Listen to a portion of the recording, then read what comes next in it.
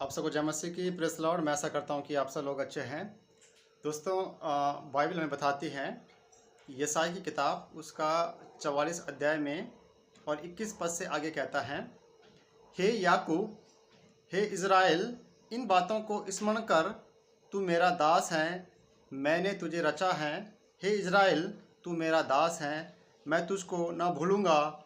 मैंने तेरे अपराधों को काली घटा के समान और तेरे पापों को बादल के समान मिटा दिया है। मेरी ओर लौट आ, क्योंकि मैंने तुझे छुड़ा लिया है। दोस्तों, बाइबल हमें बताती है, इज़राइल जिस देश में प्रभु यीशु मसीह मानव के रूप में यीशु मसीह ने जन्म लिया, और इज़राइल याकूब जो है परमेश्वर का पहलौटा है, परमेश्वर का निज प्रजा, परमेश्वर की निज संतान और परमेश्वर की वो भूमि है जहाँ पर यीशु मसीह ने जन्म लिया और जिनके लिए वादे प्रोमिसेस परमेश्वर की ओर से यीशु मसीह के द्वारा किए गए। और उन लोगों को परमेश्वर कहता है कि मैं आपके पापों को, आपके अपराधों को काली घटा और बादल के समान मिटा डालूंगा, उनको स्मरण नहीं करूंगा, आप मेरे पास लौट आए। दोस्तों, बाइबल का अगर इतिहास पढ़ें तो इज़राइल जिस देश में परमेश्वर ने जन्म लिया, परमेश्वर मसीह ने, और जिनके लिए जो परमेश्वर के पहलौटे हैं और पवित्र भूमि है और परमेश्वर की निज प्रजा हैं, उन लोगों को परमेश्वर ने बहुत आशीष किया। और आज भी आप देख सकते हैं कि इज़राइल जो देश हैं वो पूरे विश्व में सबसे ज़्यादा हर एक प्रकार से आगे हैं। रिच आप देखें और आप तकनीकी में देखें, पावर में देखें, आप देख सकते हैं कि वो हर एक चीज़ में आगे हैं, क्योंकि परमेश्वर उस देश के साथ में हैं। और परमेश्वर ने उनसे कहा कि मेरे पास लौट आओ। दोस्तों, परमेश्वर के अद्भुत आशीषों को देखकर भी इज़राइल ने समय समय पर उसने पाप किया, परमेश्वर के विरुद्ध गया और परमेश्वर को छोड़ दिया और उसका इनकार किया। और जब उसने परमेश्वर का इनकार किया तो उसके जीवन में समस्या आई, विपत्ति आई, तकलीफ आई और परमेश्वर का दंड भी उनको मिला।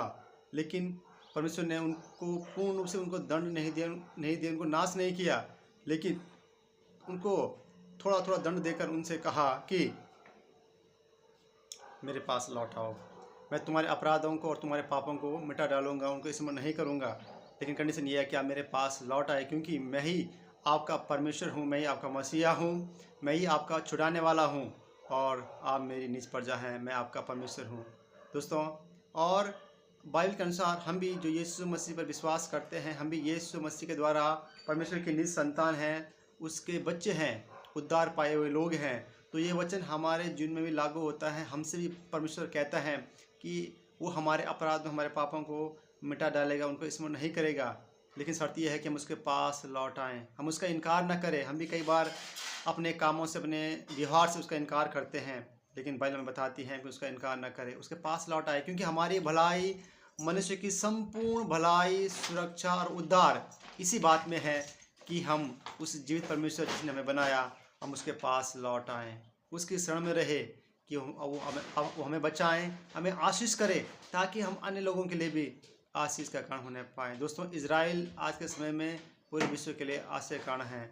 सारी तकनीकी और सारी अच्छी चीज़ें वहाँ से ही आती हैं। जितने भी इन्वेंशन हैं सब उन्हीं लोगों ने किए हैं जो यीशु मसीह पर विश्वास करते हैं, जो इज़राइल से हैं। Most of the person Israel से हैं, हम देख सकते हैं। इसलिए हम भी विश्वास से खुदा के लोग हैं। अगर हम खुदा में बने रहेंगे तो हमें आशीष करेगा और हम अन्य लोगों के लिए भी, अपने देश के लिए भी आशीष का कारण होंगे। परमेश्वर हम सबको आशीष करे। जय मसीह।